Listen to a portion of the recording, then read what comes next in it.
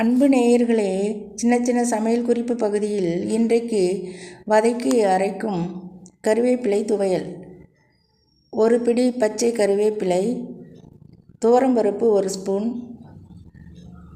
ஒரு கீற்று தேங்காய், பூண்டு 2 பற்கள், வரமிளகாய் 3,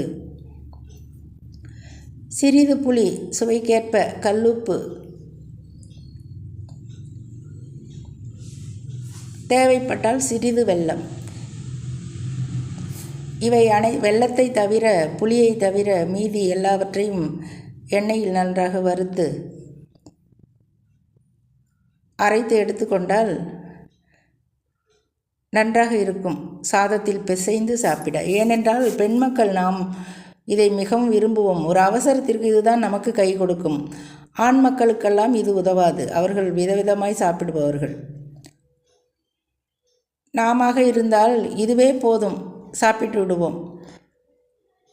ஒரு மாற்றத்திற்கு துவரம்பருப்பு வைக்கும்போது பிசைந்து சாப்பிட அத்தனை சுவையாக இருக்கும். முயன்று பாருங்கள் அன்பு நேயர்களே.